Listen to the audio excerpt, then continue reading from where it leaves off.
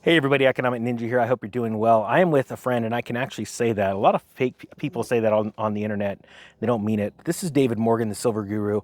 David was nice enough to spend a lot of time with me before I ever started a YouTube channel. Probably out of pity, right? No, not out of pity. What's so funny to me is that met here in Spokane, came to the hotel, had a great time. I don't think you ever even put that video out that we did together, but that's immaterial. Yeah. And you were saying this, that, and you were so excited, and you have such a strong personality. And I just casually said, well, you ought to probably start your own channel. And the next thing I know, 3 months go by and you've got like 3 times as many viewers as I have. And I've been on, YouTube since I forget 2010. Oh my I mean, it's gosh. been, well over a decade. And here's this guy that comes up, and all of a sudden the Economic Ninja's like at 100,000 subs, and I'm going, wow. Well, Well, but I'm happy for you. you are, and I thank you. I want to talk about today about what I'm going to call the great silver taking. A lot of people are talking about the great takening or all this, crazy stuff with, derivatives imploding and the DTC clearinghouse going down, which I believe is going to happen one day. But I don't think people really realize the whole silver market. And David Morgan, known as the Silver Guru, has been around for a long time teaching and exposing things about the markets and how to invest in the markets properly. And, today we're filming this. I know the video is going to come out tomorrow. Silver's down almost 7% on a strong dollar, which makes me a little leery because we have countries selling our bonds. The news story today, unprecedented blow. China dumps historic 53 billion in US treasuries, all while the US Treasury Department is actually buying bonds from failing banks to keep this propped up. David, what do you think about this? Well, there's so much, we could talk about, but, I've said for years that the bond market is the keys to the kingdom.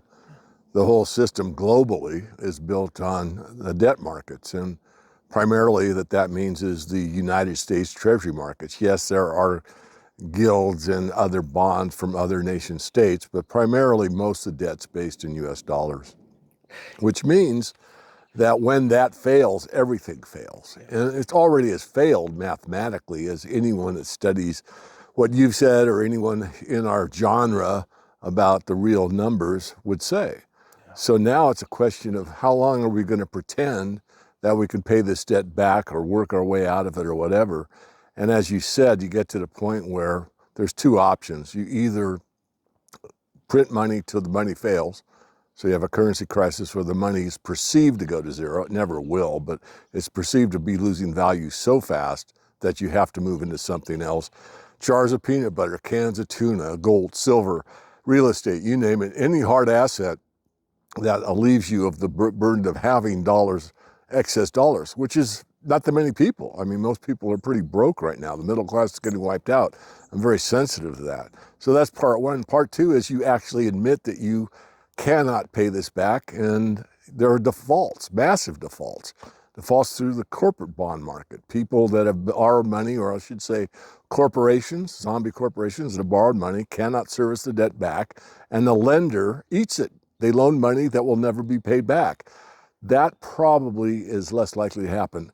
It will not be one or the other. It will be a combination of both, but primarily it'll probably be inflation. Now, when I say the great silver taking, it's interesting because our government figured out something quite some time ago, and that is through the use of exchange traded funds, they can actually control certain things. We've seen it with silver, where people invest in paper shares and derivatives of silver, where it's really barely, very loosely tied to actual physical silver. And that sheer amount of money can be used to manipulate the price. Now, we see Bitcoin ETF all of a sudden comes out, and all of a sudden there's so much money flowing into Bitcoin. It's interesting because as every dollar piles into that ETF, that's more Bitcoin that gets taken off the market. Yet I believe it's going to end up turning into something similar to the silver ETF. What do you think about because you've been into silver and talking about silver before the SLV came out, correct? Oh, yeah. What do you think about that whole system? Well, I think, first of all, I go back to Bitcoin. I did a series called The Crypto Conspiracy. So I put the word conspiracy right at the front So no, that's just conspiracy. I'll just say it is. But all the facts, which are substantial, go from episode 1 to I think 29. And what we proved pretty much beyond a shadow of a doubt is that Bitcoin, before the ETFs, were really usurped by the MasterCard banking cartel, and that the whales primarily are in the mainstream financial system. So Satoshi's paper that was more libertarian bent, where we're exempt from the banks, it's anonymous, we can peer-to-peer and have fast settlement, and all those things that were kind of the beginning of Bitcoin have gone away. And with the ETFs, as you said, and I'll just reiterate, they are they can be a control mechanism. Mm-hmm. And that gives the powers that be a lot of leverage to move Bitcoin. Plus it gives them the advantage to be able to short it, which they really need a vehicle to do that. And of course, the ETF allows that, and that gives them the leverage to, run it up and then, mark it down. I'm going to digress for just a minute, and I can't find the book, and I paid a lot for it. Not that it's important of the material in it, not what it cost, but it wasn't a cheap one. And I forget who did this study, but he talked about how markets move, and I love simplicity. And he called it the accumulation phase, the markup, and the distribution phase. So in an idealized curve, you got a flat $5 silver price for 20 years, then the markup goes to $50, and then you distribute it. Silver's not a good example because silver always spikes. Yep. But in a good stock, you'll see it, flat line, get marked up, distribute, and then they'll take it back down. So they need the ability to win on both sides, and that means you've got to be able to short the market. So like I said earlier today, or earlier in the video, silver took a big smackdown because the DXY was strong. Well, along with that, you saw gold sell off, you saw cryptocurrency sell off, and I decided because I keep my bags equal, I wanted to distribute some cash today into some other assets in weakness. And it's funny because my broker has phones completely cold and quiet when the price goes down. I buy when the price goes down. What do you do? Well, I try to buy on the downstrokes. Yeah.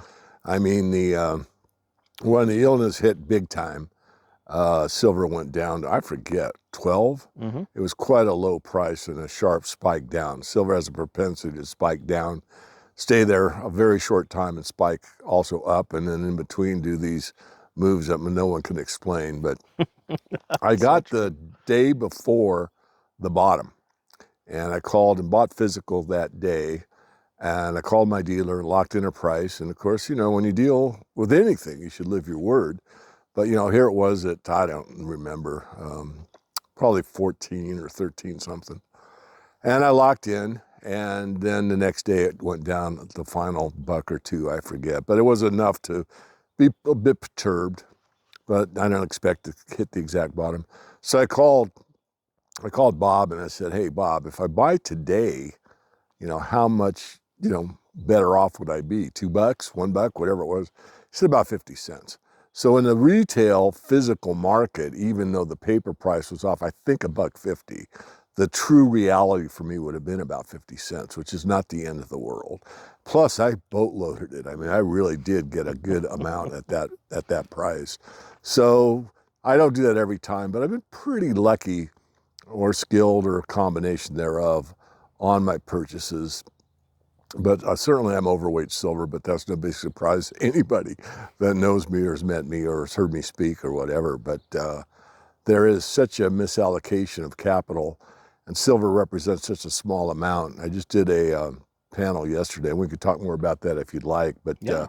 Silver is not very well understood. So the panel yesterday, which is on the public domain, it's on the Twitter already, but it was a chart from Forbes magazine when Buffett bought 130 million ounces of silver. It was a constant dollar price of silver, and it showed the all-time high price of silver. I think it was $13.72, was like $804. Well, this is a 1998 constant dollar. So before I gave the lecture, or a 10-minute talk, I looked at the BLS, Bureau of Labor Statistics, and asked, what is $1,000 in 1998 worth today? $2,000. So The truth is, if you updated that chart to constant dollars, that 1372, if I got the number right, it's in that vicinity, that $800 silver would be $1,600. So someone saying, silver's going to 1,000 or whatever, as crackpotty as that sounds, that's not a word, but as crazy as that sounds, it's already been there. Now, will it get there in our lifetime or whatever? I don't know. In a hyperinflationary environment, you really can't put a number on things.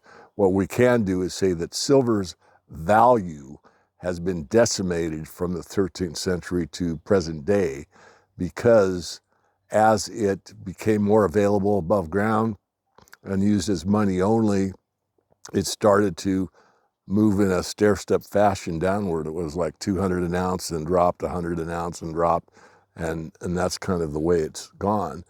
And then after it was demonetized in the crime of 1872 or 73, the bankers went to a gold-only standard, and it's really pretty well penned by Frank Baum in The Wizard of Oz. That whole book is about taking the silver away from the working class and moving to a gold-only standard with the Eastern establishment. And anyone that really does much study on it can find it out. There's a documentary that's for free on YouTube by Bill Still that I think is called The Secret of Oz. You can take a look at it, and it'll wake you up if you're not aware of what that whole system was about. Yeah. So it's interesting because most people, all they look at is price. That's all they care is price, price, price. But what I've tried to explain to people, and I'd love for you to add to it, is the proof that the silver market is small is when people start to dive in, it gets sucked up real quick, at least for investment grade silver. And you have experience in 1,000-ounce bars. And that market, what's interesting to me is that we didn't need a hyperinflation for rhodium to go to 20-something thousand dollars an ounce. All we needed was discovery from the markets going, or the actual companies making catalytic converters going, oh crap, we need this and we need it now. Silver's used for so many more things. When do you think that price, because it seems like China has figured out we're selling treasuries, we're buying gold. There's other countries, they're selling treasuries. The treasury to gold carry trade, for lack of better terms. What do you think is going to happen next with silver? Because it seems like it's almost taboo for a country to talk about silver investing. It just seems like it's not out there. Warren Buffett doesn't really talk about it after all of a sudden when he was buying silver and then it just sort of went quiet, the SLV came about. Yet now Warren Buffett's on the biggest cash hoard ever, even bigger than what he did in 2007. What do you think about that what a lot of people would say is a conspiracy about how much silver is out there? And, who cares about when the price is? I want to be way ahead of time, just like I was with Bitcoin. What do you think about that whole sort of stigma? I think it's a really good question. And really it fits back to this panel that I'm speaking about yesterday. So I only had 2 charts for this 10-minute talk. First one's about money, which we just outlined. The second one was a chart from Matt Watson, who does analysis on all the metals, especially some of the exotics that I can't even pronounce all of them. But in silver, he shows a projection on what he calls the low case. And the low case from 2023 as far out as 2050, where his chart goes, we are in a structural deficit. All of the industrial uses of silver takes up all of the mining worldwide and all the recycling on an annual basis by roughly 200 million ounces and up. So you get out into further years, like, not that far out, 3-4 years, and you're looking at a deficit. He's projecting, we don't know for sure, of 350, 450 million ounces on an annual basis. So the above ground silver bar, we'll call it the commercial bar inventory, could be 2 billion ounces. No one knows for sure. But you start gobbling it up at 500 million ounces a year, that's 4 years. Is it, or 2 years, 4 years, sorry. So you could be in a situation where, and so that leaves zero for investment demand. And the way he structured his chart was the top was investment demand. And that's where I disagree with him. He had a constant demand on silver and you have to eyeball it. I mean, you could get the scale out and get a fairly good number, but I'd say it was like 150 million ounces or so. And I disagree, because as we go into further depreciation of the US dollar, you're going to see more and more investment in the silver. So that is inaccurate in my view. I think you're going to see an acceleration into the silver market over the next few years. So it's what the late, great Jim Dines called a natural corner. We've talked about the Hunts cornered the silver market, or tried to corner the silver market. And that's happened. The gold market's been tried to be cornered a few times in history, if you want to read about it. Rapeseed, flaxseed's been that. I mean, few commodities over the years. But that's usually a paper thing where people try to buy enough, and in the Hunt's case, buy enough in the futures market and in the physical market to corner the market. This is just industry cornering the market. That's why Dines called it a natural corner, because it doesn't take any investment participation whatsoever for the market to say, hey, I don't have enough silver. I can't build all the solar panels I want. I can't get it at any price. That's theoretical. I want to be very clear about that. But I did show the chart. So again, if you want to look at the panel, I think it's on our Twitter feed, and take a look and make up your own conclusion from what Matt Watson has projected. And I'm a little more conservative because I've been around the silver market for so long. Jerome Smith made a similar case for silver back in 1980. He said that we'd see $200 silver by 1990. And his big fault, his big mistake that I finally figured out was that he projected the mining activity to remain constant for decades. It had been constant for like 70 years. So you have a pretty good database. In 70 years, we've never mined more than 350 million ounces in a given year. So he just projected out 350 million ounces. And about the time the book was published, we really started heap leaching a lot. It does better for gold and silver, but gold and silver attract each other. In other words, there are many gold mines that have silver with them. And bottom line is the production of silver accelerated dramatically. So his equation was wrong. His assumption was wrong. So I'll go with Matt for a few years out, maybe 10. I won't go to 2050. There could be a change. You could use graphene for some of the electronic applications, but it costs more than silver does.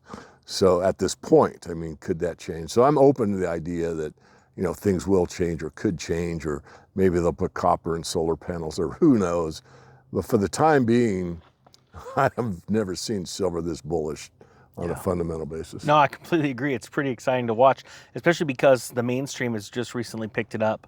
And this is, at $32 an ounce silver for the mainstream to be talking about it finally, that's different than the last run up to 48. Very perceptive. And this wasn't coached. We didn't have a chat before we started the film. That was one of the main things that I said, this time it is different. Why? Because the mainstream is talking about it this early in the market. Yeah. This early in the move. And I never seen that before. I can't imagine what it'd be like if all of a sudden China reveals they started buying it. Yeah, well, this arbitrage that's going on between the Shanghai Futures Exchange and the Shanghai Gold Exchange, where they do a lot more physical per paper contract than they do in New York, is really, I think, starting to wake some people up that never thought about it before. And someone asked me on this panel, because you could type in questions, well, why don't any central banks use silver as a monetary asset? And there's lots of reasons for that. I won't go into any of them. You can look it up. You can look up Charles Savoy's work on silverstealers.net, I think it is. But there's just not enough silver to make a monetary difference. Silver represents 0.02% of the financial market.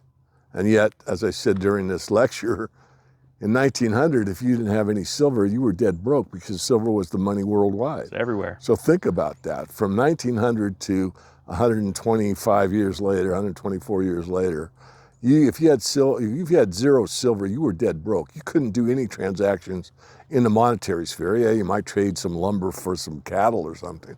Point being, silver was the money on a global basis. Now, so really you could say it represented, gold was in use too, but you could say silver represented the lion's share of the whole financial economic system on a monetary settlement basis.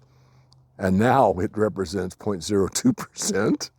It's like going from 100% to zero. Well, crazy. It's funny. I tell people all the time, if you want to be an elite thinker, an elite investor, do what the elite do. They buy rare things. Yeah. So how easy is it right now? And that's what's crazy. I think there's a day. I tell people all the time, I used to bang the war drums at $500 Bitcoin when I finally figured it out. Well, what price will people figure it out with silver? Because I am one of those wackos that believes that gold or silver will be on parity with gold at one point because of the usage. Once people figure it out. But it's like people have to be convinced somehow. And the sad thing is they don't get convinced until they see it on the news. Yeah. Yeah, it's hard to say what the final ratio will be. It'll certainly be lower than 70 or 80 to 1 in my strong opinion. Yep. I met the trustee for the Hunt fortune, and I've had a few conversations with them over the years, and I mean not just 10-minute things. I mean, went to dinner, went to breakfast, and kind of dove in fairly deep. And Hunt thought that the true ratio was 5 to 1. Ooh. So, I mean, a little bit below the mining ratio.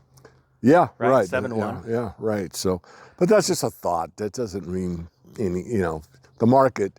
Well, in a free market, we would know, but we don't have a free market, so we really don't know. Well, staying on the idea of crazy, you've written 3 books, and now you've decided to just go a little bit deeper, a little bigger. What you're working on something right now, a movie, I hear. Right. Yeah, I was sort of challenged this year with one of my, what am I going to do now kind of things. And this person suggested, you have done 3 books and people don't read anymore, everything's social media. Have you ever thought about making a documentary? And I said, absolutely not. I never thought about it. And the more I discussed it with them, the more I thought, it sounded like a good idea. So, and things fell into place for me. It's interesting how some of the stuff in both my personal and my business life have, really come together fairly easily. Some of these big ideas. And this one, I found the right producer, James Yeager, who's done like 10 films, and was introduced to him pretty early. Told him what my concept was and kind of batted it back and forth. And so we have some real notables in our sphere. We've got the master himself, G. Edward Griffin. He's already been filmed. I asked Foster Gamble, who I consider a friend, that's done Thrive and Thrive 2. He'll be in the film. Mark Passio is not as well known as the other 2, but Mark's done natural law and lectured about it for years and years and years. And I just watched his latest 3-hour lecture, I'll call it, and he's as feisty as ever, and he's very extreme, but he really knows his stuff. And I've got David Icke. Tentatively, we've had problems connecting. I don't know if that one will happen. I've asked a few people that have turned me down or wanted to be paid or whatever. So there are some others that are lined up, but the script is done. And the movie will be very much like the Four Horsemen film, which means there's a narration underneath the whole movie. So the narrator just keeps the whole movie together. So there's an underlying theme that goes from beginning to end. But as the theme is talked about or narrated, you will have interjections with different people putting different ideas into the film about, why money stresses everybody out. How important is it? Is there a spiritual aspect to money? What do we have to do to overcome the control that is held by the power elite or the money elite? Can we overcome it? If so, how? So there's a lot of questions in there that I find provocative, and I think the film will be hopefully one that really is a head scratcher. I think people will come out saying, wow, I learned something, but beyond learning something, I really have something to think about. How important is money? Why is it so important? Why does it control me? How can I get my power back? And a lot of it starts on the spiritual side, in my opinion, which Amen. means it's an inside job. If you can never get enough externally.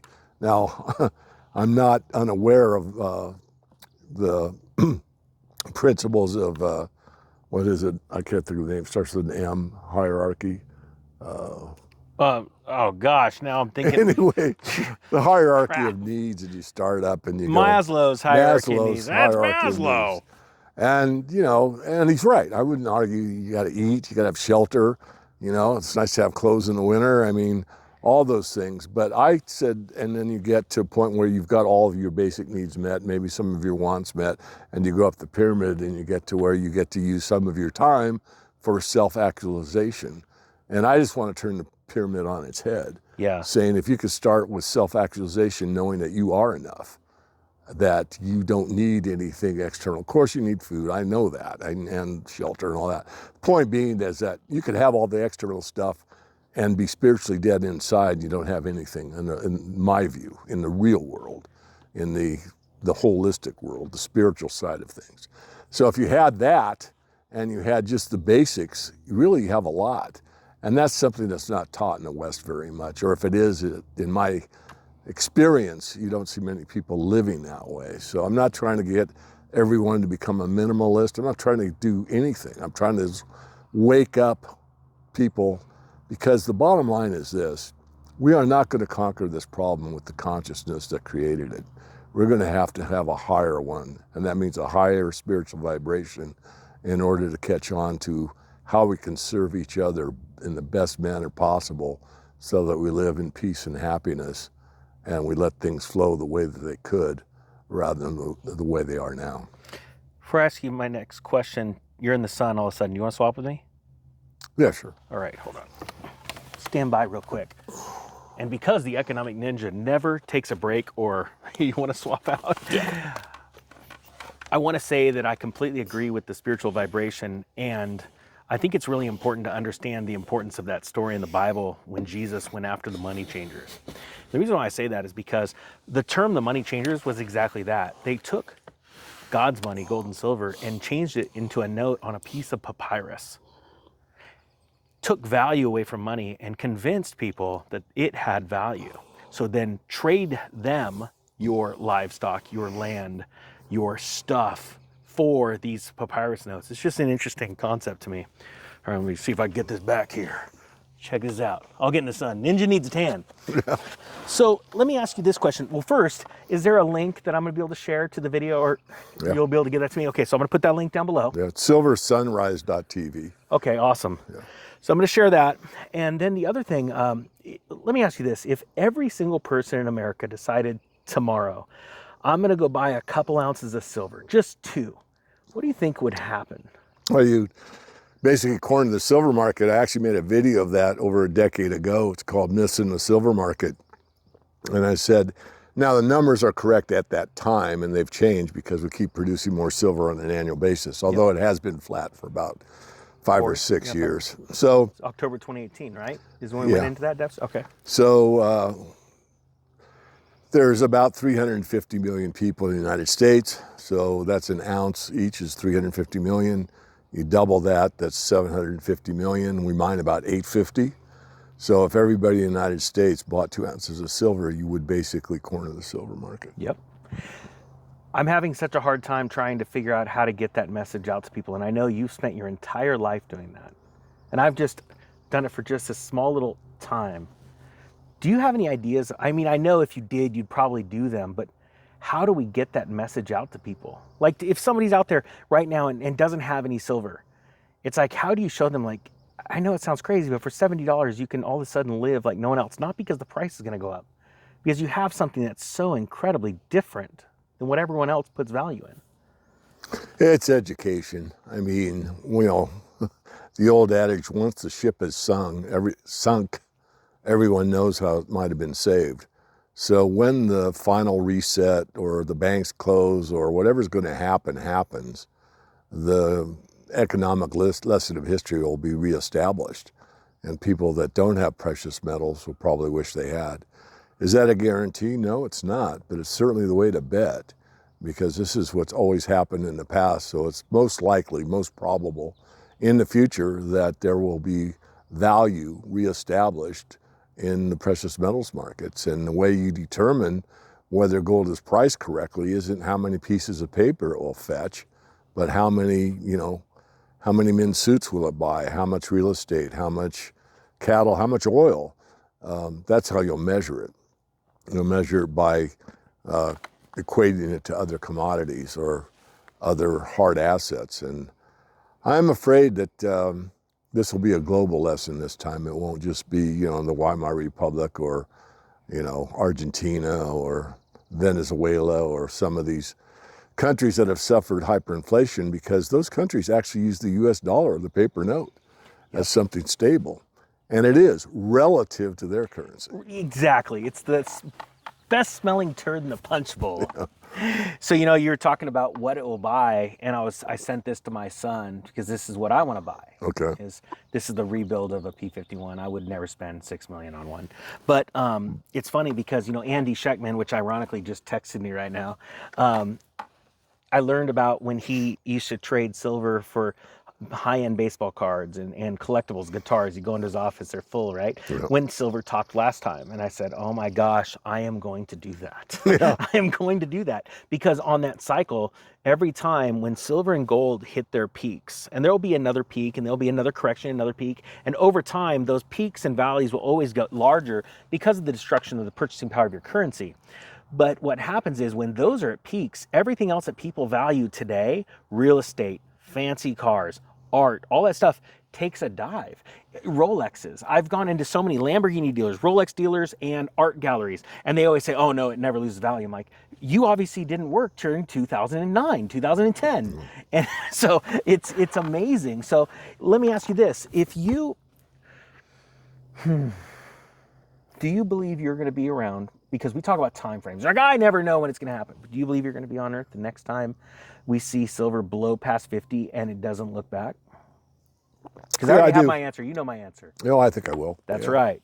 Yeah, I completely agree. There's no way. There is no way it's not going to happen in your lifetime or mine. Well, Chen thinks it's going to happen this month. Wait, Chen who? Lin, who's yeah, he's got some pretty big. He thinks we're getting a silver squeeze or a mini one in June, and it's June. And of course, as you said, it was off 7% today. So we'll see. I don't agree with him, but I wouldn't say I know for sure. But well, what's interesting about that is, I bought on the weakness today, and we see times of extreme. Today it was the DXY that was abnormally strong. I called a couple of professional traders and said, "Have you looked at the DXY today?" And like, "No, why?" And I'm like, "Look at it," and they both went, "Oh, whoa, that's not normal," and it's abnormal. And I think we're going to see more abnormal swings, which will cause only more price instability and opportunities for you and me. Yeah, well, the dollar, as I said earlier, at the bond market, I mean, you've got to pay back this debt in dollars. Yeah. And so that causes a problem to a lot of other, nation states that have to collect dollars to pay back the debt. Yeah. They can print up all the pesos or yuan or whatever it is that they want and, put it in the foreign exchange markets and trade it for dollars, but all that shows is that the DXY will be superior to that basket, will show the dollar at the top, because as wildly as we're printing, we're printing at a lower rate than they are in most cases. So it's a mess, and it will continue that way. And I think this whole idea with the CBDC and a reset has to do with changing the monetary system. I mean, I'm pretty certain there will be a Bretton Woods 2 or something along those lines, that there'll be a reset. Yeah. And I know that's an overused word, but there'll be some kind of change in the monetary system. And we're already seeing it. I mean, we know about the BRICS, we know about the CBDC rhetoric, and we know that we're basically running out of time. Yeah. That the $1 trillion that we're spending that we don't have in the United States every 3 months, I mean, that's ridiculous. I've got one of the books in my library called Bankruptcy 1999. It's 25 years later, and technically we were bankrupt back then and couldn't pay it back. Yeah. And what proves that is the expansion of the money supply since then. That's right. Absolute proof. And it's just papering over. And then what's funny is, like, even when quantitative easing came out, people didn't understand why there wasn't hyperinflation. It was simply because the Fed bought assets and then held them tightly, and there was no velocity, nothing moving around. So, well, hey, before we get totally burnt up with the sun because it's moving around those trees, we better get going. I'm going to put a link down below to get people coming to look at this movie. Do you know when it's going to be out? The producer's been pushing me a little harder, which is fine, to get all the interviews done by the end of summer. And I don't know if we'll get there exactly, but assuming that's the case, then let's call that September. And then after that, it's all in his hands. He's got to edit it, which is really the job. And that I would imagine will be, 4 to 6 months. So if we get done in September, October, November, December, I'd say probably first quarter of next year. Copy $35 to $38 silver. Okay. Around that time. Okay. I said that, not him. All right. All right, with that being said, thank you so much, David, for jumping on. Well, my pleasure. All right, everybody, you know what time it is. The Economic Ninja is out. And now I got to get up.